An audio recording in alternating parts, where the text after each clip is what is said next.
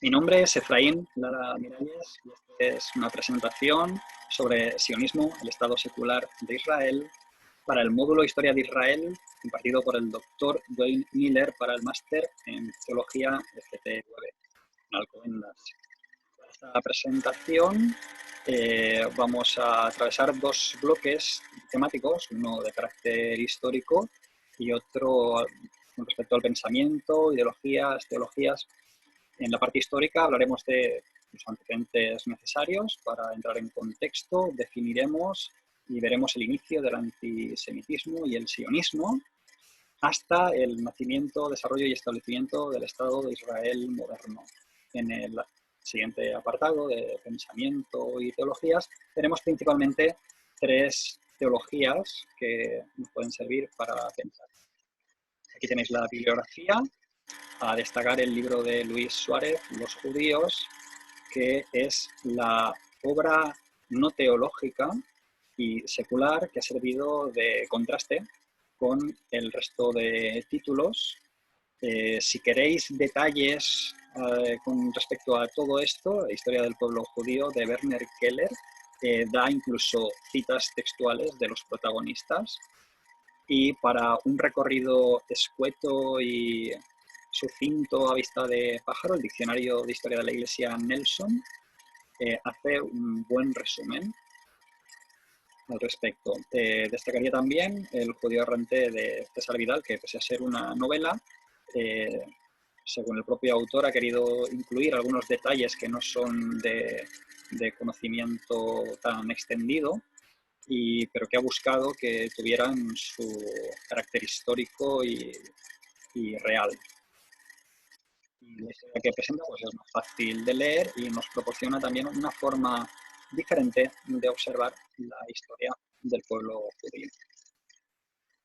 Aquí tenéis una serie de artículos, de los muchos que han sido consultados, pero quizá estos podrían ser más relevantes, de diferentes aspectos que se han tenido en cuenta, tanto con respecto al pensamiento como a la posición de la Iglesia Católica en este momento con respecto a Israel, geopolítica, etc.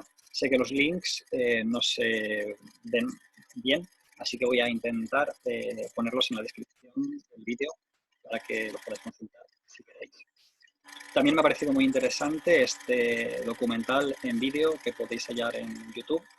Y bueno, es una investigación acerca de las tribus perdidas. Empezamos el apartado histórico y había que definir emancipación. Y como veis, pues en resumen sería como la salida del gueto. El gueto es ese lugar, el barrio judío, es esa zona, una cultura dentro de otra cultura, podríamos hablar. En medio de una nación, una cultura diferente. Y los judíos no gozaban de las libertades ni de la ciudadanía de los territorios que ocupaban. Por tanto, no tenían la protección de las leyes ni el mismo trato de igualdad, tanto con respecto a derechos, defensa o compra y venta. Así que les era necesario asociarse, agruparse, para, además de mantener su identidad social, pues también poder comerciar entre ellos de manera justa. Siempre han estado reivindicando esa falta de libertad en los diferentes contextos en los que se encontraban y fruto de esa lucha por tener un lugar en medio de cada sociedad surge el concepto cuestión judía, que es un debate que se extiende en toda Europa y que está muy presente en los medios en su momento y que se desarrolla durante varias decenas de años, incluso cientos, hasta más allá de la Segunda Guerra Mundial, estamos todavía con la cuestión judía. Hay que recordar que en este momento no existe nada parecido a la Declaración de los Derechos Humanos, así que cosas que para nosotros son muy básicas, como que pues, todas las personas son seres humanos, pues todavía no estaba definido ni existía en la mente de todos los que vivían en Europa. Hasta 1829, donde en el Parlamento inglés aparece esta ley de libertad religiosa que podríamos decir que podría ser el inicio de esa emancipación judía, que es desigual en cada país.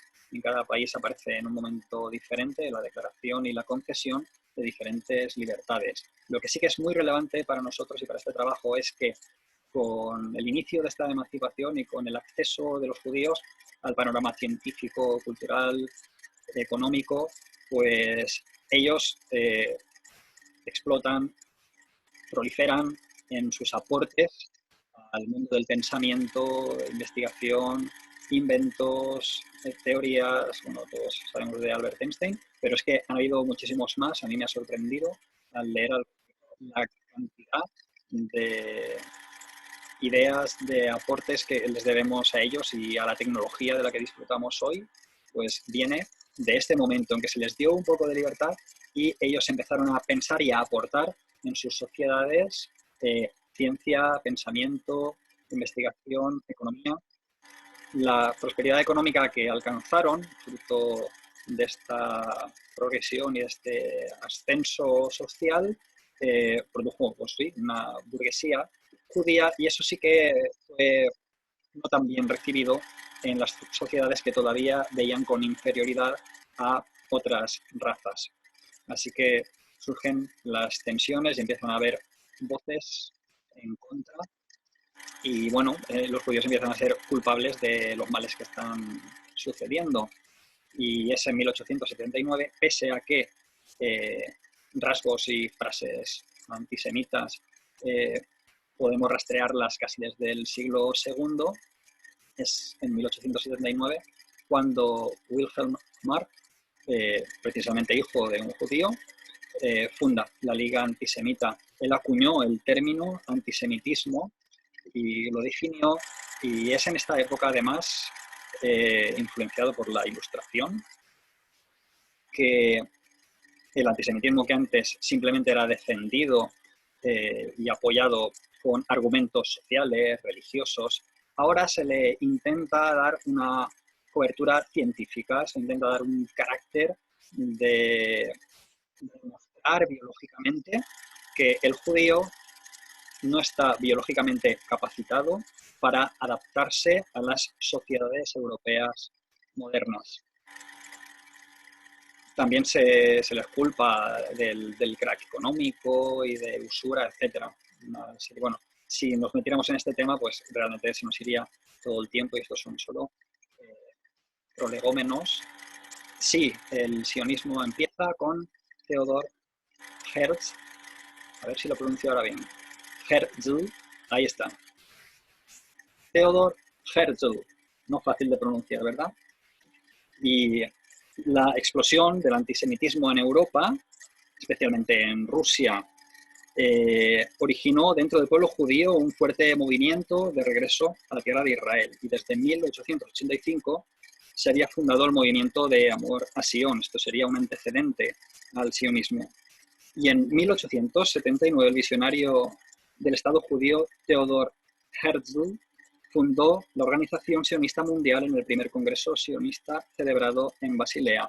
Una anécdota al respecto sería que Herzl, como periodista, observó un juicio que él estaba documentando junto con otros compañeros, en el que un soldado condecorado y con su rango militar se le creía traidor, y fruto de este juicio pues fue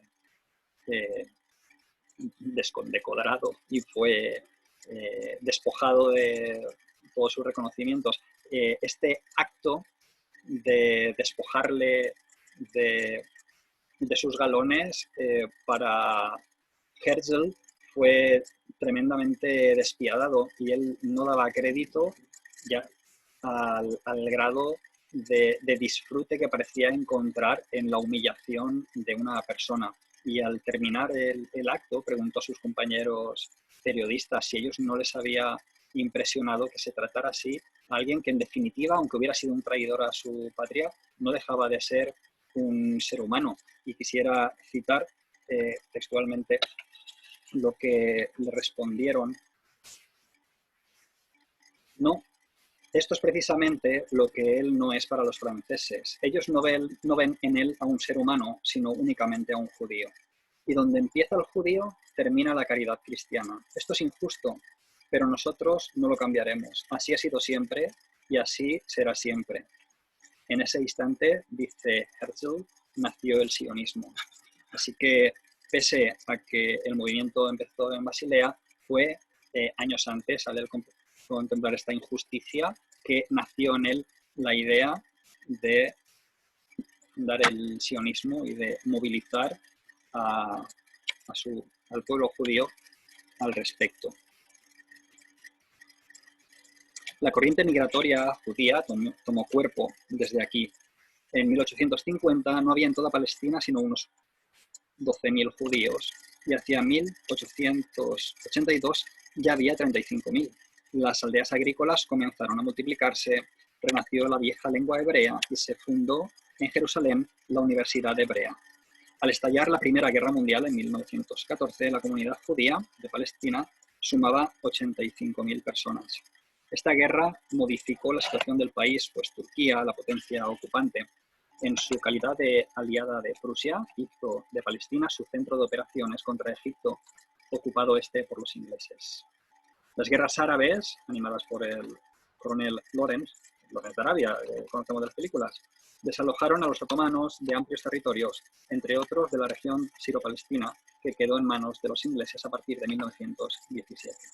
El 2 de noviembre de 1917, el gobierno británico formuló la Declaración de Balfour, en la que expresaba sus simpatías por las aspiraciones sionistas y se comprometía a apoyar la creación en Palestina de un hogar nacional para el pueblo judío. El mandato sobre Palestina, que la Liga de las Naciones confió a los ingleses en 1922, incorporó la Declaración de Balfour y admitió explícitamente los fundamentos para la reconstrucción de un Estado judío en Palestina. Bajo esta organización sionista, creada por Herzl, y de la remozada agencia judía, el retorno del pueblo y la construcción del nuevo Estado adquirieron un ritmo acelerado. El pueblo judío retornó a la agricultura y a la ganadería y se multiplicaron los nuevos centros de población. La administración británica, requerida por sus intereses en los territorios árabes, fue obstruyendo cada vez más estos esfuerzos y dificultó la inmigración judía. El surgimiento del nazismo en Alemania y la consiguiente masacre de 6 millones de judíos europeos tornaron más apremiante la restauración de la independencia judía. Este evento hizo que el sionismo virara del pensamiento de que los judíos necesitaban una patria al pensamiento de que necesitaban un Estado propio. Hasta el momento ellos simplemente querían formar parte del país en el que estaban y tener una identidad propia. Pero aquí es donde se dan cuenta que necesitan un territorio y deciden que hay que constituir el Estado judío. En Palestina, la población hebrea organizó diversos métodos de resistencia contra el ocupante inglés. El resultado fue una mayor tensión y constantes choques entre la administración mandataria y la comunidad judía. En 1947, Gran Bretaña planteó la cuestión de Palestina ante las Naciones Unidas. Una comisión especial recomendó la partición de Palestina en 2 estados independientes, judíos y árabes, ligados por un acuerdo económico con Jerusalén bajo control internacional. El 29 de noviembre de ese mismo año, la Asamblea General de la ONU aprobó la recomendación por amplia mayoría y el Yishuv, la comunidad judía, se lanzó entonces a la empresa de preparar la independencia de un Estado que contaría con solo 20.000 kilómetros cuadrados de territorio y que debería inaugurarse el 15 de mayo de 1948, fecha de finalización del mandato británico. El 14 de mayo de 1948, David Ben-Gurión, en su calidad de jefe del Consejo Provisional del Estado, leyó en Tel Aviv la Declaración de Independencia por medio de la cual se fundaba el Estado de Israel. Pocas horas después, los ejércitos de Egipto, Jordania, Siria, Líbano e Irak, acompañados de un contingente de árabes sauditas, invadieron el país e Israel se vio comprometido en una guerra de independencia que se prolongó durante 7 meses. El armisticio de 1949 fue muy efímero y la tensión armada que se produjo con los países árabes que se negaban aún, y todavía se niegan en su mayoría, a reconocer el derecho de existencia del Estado de Israel, ha producido desde entonces innumerables actos de sabotaje, asaltos y muertes, incluyendo 4 nuevas guerras, las que tenéis aquí. La guerra de Sinaí, la guerra de los 6 días, la guerra del desgaste y la guerra del Yom Kippur. A este respecto hay que ver que hay algo realmente increíble, que es el sistema de defensa de Israel, que ha sido también financiado por ayuda de los Estados Unidos, pero les llegan cientos de misiles casi a diario y bueno, ellos tienen un radar que detecta cada misil que llega, calculan su trayectoria, velocidad, viento, un montón de parámetros para poder determinar con mucha precisión dónde va a caer el misil. Si es una zona habitada, entonces despliegan la unidad de lanzamiento de misiles para interceptar también con una precisión asombrosa el misil entrante. Las fronteras en 1949 establecidas en el Acuerdo de Armisticio de Rodas han sido considerablemente ampliadas desde entonces. Israel durante 10 años ha ocupado toda la península del Sinaí, que ha ido devolviendo paulatinamente a Egipto luego del acuerdo de paz de Camp David en diciembre de 1978. Los montes de Golán, Samaria y Judea y la parte vieja de la ciudad de Jerusalén. Estas últimas antiguas posesiones jordanas tomadas durante las guerras de los 6 días. Uno de los problemas políticos mayores de Israel, tanto externo como interno, lo constituyen los refugiados palestinos que viven en la zona de Gaza, Egipto, y en el sur del Líbano, en Samaria y Judea, cuya población supera el 1.000.000 de personas. Los palestinos han formado poblaciones de barracas donde viven fundamentalmente con recursos de las Naciones Unidas, sin que los estados árabes hayan hecho nada por absorberlos. Con frecuencia hacen incursiones terroristas al territorio israelí y han constituido grupos guerrilleros. Israel es en la actualidad, pese al virtual estado de guerra, un país próspero y moderno. Antes de pasar de explicar el tema de las guerras, bueno, hay un sorprendente testimonio que he resumido solo en esta frase. Aquí lo podéis leer, pero básicamente narra pues, un comandante supervisor de este llamado escudo de hierro que estuvo presente cuando un misil que iba a caer en una zona habitada no fue interceptado por el misil que se lanzó, el segundo también falló y mientras intentaban evacuar la zona se levantó un fuerte viento que el mismo escudo, como hemos dicho antes, que calcula condiciones atmosféricas y tal, saltó una alarma de ese viento fuerte y el viento desplazó y terminó desviando el misil hasta el mar. Y este mismo comandante gritó: ¡ay, un dios! Israel en la actualidad, como decíamos, pese al virtual estado de guerra, es un país próspero y moderno que ofrece el espectáculo de una nación que aúna milenios de historia y de tradición con los recursos de la más avanzada técnica.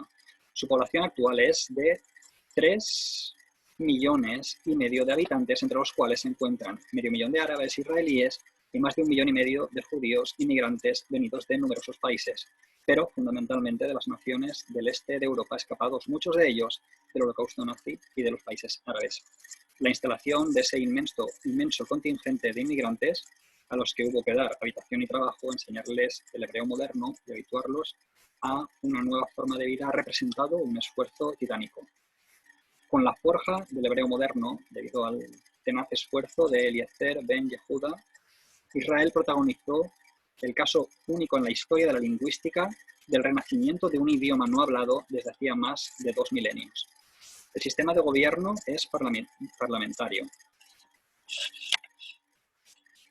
El Knesset es un parlamento unicameral integrado por 120 miembros, que representa la autoridad suprema. El primer ministro preside el poder ejecutivo y requiere del voto de confianza de la Knesset. En sus 30 años de vida libre, Israel ha elegido 7 primeros ministros, entre los que se destacan David Ben-Gurion y Golda Meir. Las mayores entradas de divisas de Israel las constituyen la talla y pulido de diamantes, el turismo, la exportación de cítricos, la tecnología electrónica y de ropa. Las ciudades más importantes son Jerusalén, que es la capital, Tel Aviv y Haifa. Jerusalén es el centro de la vida judía. Cuenta hoy con más de 300.000 habitantes. Es la sede del presidente del Estado, de la Knesset, del Gobierno, de la Suprema Corte, del Rabinato Principal, de la Universidad Hebrea y del Museo de Israel. Allí se encuentra un lienzo de la muralla del antiguo templo, el Muro de los Lamentos, lugar de oración para los judíos, así como las mezquitas, que el Aqsa y de Omar, que son lugares santos para los musulmanes.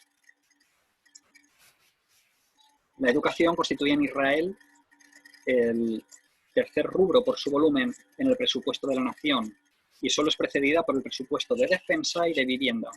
La enseñanza primaria es gratuita y obligatoria de los 5 a los 18 años de edad. Se estudia en hebreo, excepto en las escuelas árabes, donde la lengua de enseñanza es el árabe. El inglés es el idioma extranjero principal, seguido del árabe. El país posee importantes centros de enseñanza superior, dentro de los que destacan la Universidad Hebrea de Jerusalén, que es la más antigua, inaugurada en el 25, el Technion de Haifa y las universidades de Tel Aviv y de Haifa. El viejo anhelo judío expresado en el himno israelí Ha-Tikva, la esperanza de ser un pueblo libre en nuestra tierra, en tierra de Sion y de Jerusalén, es una realidad desde que se fundó este Estado de Israel, como ellos dicen y cantan, pero una realidad con un futuro incierto y en constante tensión de guerra. Respecto al pensamiento y las ideologías, a modo de prolegómenos, el Estado de Israel se define como laico. No lo he dicho en su momento, pero el término sionismo es principalmente de carácter político. No es tanto teológico, y de ahí los datos con respecto a Israel como Estado secular. Sin embargo, la influencia religiosa y de la ortodoxia está muy presente. Y, bueno, como quizá fuera de esperar, no todos los judíos están ni a favor del sionismo, que sería ese intento de que Israel sea habitada y sea una nación judía completa, ni la aliyah, que es la migración, el retorno de los judíos o israelíes esparcidos por el mundo a la tierra de Israel. De ahí la relevancia de hablar de la posibilidad de que se hayan hallado las tribus perdidas. Algunas de estas han sido suficientemente documentadas como para que los propios hebreos les aceptaran y permitieran el retorno de ellos a Israel. Hay otros que siguen en sus países, pero que su ascendencia israelí pues quizá sea más difícil de demostrar. Cada uno de los casos he rescatado estos 3 porque los falasas son los que han sido oficialmente aceptados para su retorno. Los manashas son una tribu que fue asimilada en su momento y bueno, fue encontrada sin buscarse en principio. A ver si me explico. Cuando se investigó el tema de los manashas fue porque un rabino encontró una serie de extranjeros que eran desconocidos, que nadie sabía de dónde habían salido, en la India, que tenían algunas costumbres judías. Es decir, en su dispersión fueron asimilados dentro de la cultura india Sin embargo, algunos de ellos mantenían vestigios de costumbres judías que fueron observados por este rabino, y entonces investigaron al respecto, y existe esta posibilidad. Incluso su nombre, Manachas, alude a su ascendencia de la tribu de Manasés. Y también tenemos otros casos como los Bene Israel, que oficialmente no han sido aceptados, que serían los pertenecientes a la tribu de Leví. Hay otros casos, por ejemplo, que no los he puesto aquí, pero que sociedades en las que se ha escondido oficialmente desde el gobierno todo vestigio de judaísmo. Está ocultado, está tapado por el gobierno, y bueno, las cámaras del reportaje que he puesto antes muestran a puerta cerrada y de manera extraoficial, aunque ha salido ya en el sitio de YouTube, que tiene acceso a verlo, el hecho de que bueno, se quiere esconder que hay una ascendencia conectada con el judaísmo que no interesa que sea conocida, y que sin embargo está ahí, y se puede ver en el vídeo pues, las pruebas al respecto. Y esto pues nos puede llevar a pensar y replantearnos pues, algunas lecturas bíblicas que desde el cristianismo hemos hecho, y yo personalmente pues, esto me ha servido también para replantearme muchas cosas, y entre ellas con tanta facilidad hemos hecho una lectura acerca de que Israel negó al Mesías y quedó fuera del pacto, y las promesas de Dios y las profecías se van a cumplir ahora en la Iglesia. Sin embargo, en esta era de la Iglesia, el establecimiento del Estado de Israel y el reencuentro de las tribus perdidas y su regreso a Israel un cumplimiento de profecías bíblicas, y hace que parte de la teología que viene siendo asimilada o sigue transmitiéndose desde casi el siglo II tenga que ser repensada al respecto, porque pareciera que algunas de estas profecías se están cumpliendo, con lo que pensaríamos siguen vigentes las promesas de Dios hacia Israel, y estas profecías o son solo para la Iglesia. Hay diferentes posturas al respecto. La teología más antigua al respecto es la llamada teología de la sustitución o reemplazo, que afirma que Israel ha sido reemplazada por la Iglesia, pasó su turno, rechazaron al Mesías, han quedado fuera del pacto. Fijaros que esto lo podemos datar casi de los tiempos de Orígenes, donde hace esta afirmación, que los judíos nunca serán devueltos a su antigua condición, perdieron el barco. Martín Lutero, los judíos ciertamente rechazados por Dios no son más que un pueblo, no son más su pueblo, y tampoco es él ya más su Dios. Esto Martín Lutero está afirmando que Dios ha rechazado a su pueblo para siempre y que nunca más va a volver a ser su Dios. Agustín de Hipona decía: el pueblo cristiano es en realidad Israel. Y la Nostra Aetate, hay que decir que hasta el Concilio Vaticano II la postura oficial de la Iglesia era la teología del reemplazo, desde Orígenes. Sin embargo, en la Nostra Aetate, donde ofrecen una visión más ecuménica, dicen lo siguiente: si bien la Iglesia es el nuevo pueblo de Dios, es decir, siguen bajo la teología del reemplazo, no se ha de señalar a los judíos como reprobados de Dios ni malditos. Así, la Iglesia Católica pues, ha suavizado su posición con respecto al pueblo judío, pero sigue pensando que la Iglesia es el nuevo pueblo de Dios, como en muchos círculos evangélicos y la Reforma misma, como hemos citado Martín Lutero. Hay también la llamada teología de los dos pactos. Quienes les resulta muy duro aceptar o pensar que los judíos, como rechazaron a Jesús, nunca serán salvos, pues acuden a Romanos y dicen, bueno, al final el pueblo judío será salvo. Bueno, pues quizá es que hay dos pactos. Esto encaja muy bien con el dispensacionalismo. En realidad es una de sus variantes, y hay un pacto para los judíos y hay otro para los cristianos. Así que está el pacto por obras, y ese solo aplica a los judíos, y el pacto por gracia, que es el Evangelio, aplica solamente a la Iglesia. Juan Calvino suscribía esta teología y hizo esta afirmación, que la he resumido aquí un poco, era bastante más extensa y la podéis leer. En resumen, sería decir que hay dos vías de salvación, una por gracia y otra por obras.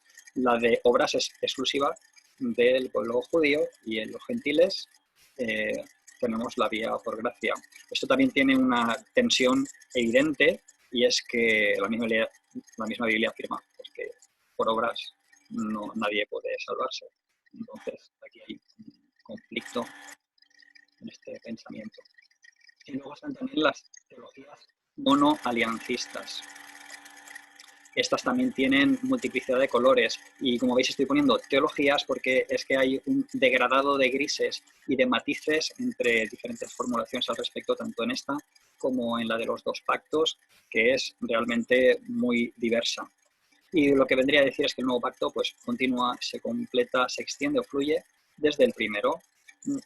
No se trata realmente de que haya dos pactos diferenciados, sino de que en la era de la Iglesia, el Evangelio lo que ha hecho ha sido aclarar, completar y extender el pacto a todas las naciones, sin que todos los preceptos apliquen.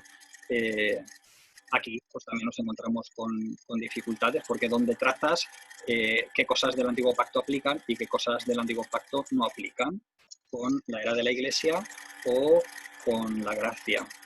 En general, el problema está al querer hacer pensamiento soteriológico alrededor de las promesas de Dios, porque en el momento que algo del antiguo pacto pueda ser vigente o pueda tener algún tipo de recompensa, si eso se lleva al plano soteriológico, da a pensar cómo que alguien estuviera ganándose la salvación, y entonces eso dentro de nuestro pensamiento protestante pues es inviable. Sin embargo, Daniel Fuller, el fundador del seminario de Fuller, suscribe esta teología monoaliancista y lo hace pues básicamente pensando no en carácter soteriológico, sino en que hay promesas que obedecen al cumplimiento de premisas, como hemos quizá escuchado en más de una ocasión, y hay promesas que se cumplen y que se seguirán cumpliendo sobre Israel o sobre todo aquel que cumpla el precepto dado por Dios, y en ese sentido se extiende tanto lo que dice el Antiguo Testamento como en el Nuevo para todos. También muchos judíos mesiánicos suscriben esta teología. Hay que tener en cuenta que las teologías anteriores no tienen en cuenta que existen a día de hoy judíos mesiánicos, y que si te posicionas en alguna de estas parece que siempre estás dejando a alguien fuera o te estás metiendo en líos teológicos. Pero para los judíos mesiánicos, por ejemplo, esto no tiene vuelta de hoja. Ellos ven como que Dios sigue anhelando que Israel crea y restaurar al pueblo judío, y ellos nos dirían a la Iglesia que el hecho de que la vigencia de las promesas hechas al pueblo judío siga vigente garantizará las promesas hechas a la Iglesia. Creo que con esto nos da para pensar y espero que os haya gustado. Podéis hacer preguntas, aportes, como sabéis, y espero que os haya sido de interés. Yo he disfrutado mucho con el estudio de este tema. Dejo muchas cosas en el tintero, no da tiempo para todo, y os animo a que, si os interesa, busquéis más al respecto. Os he dejado quizá los links y recursos más interesantes, también bibliográficos, con los que podéis ampliar este escueto resumen.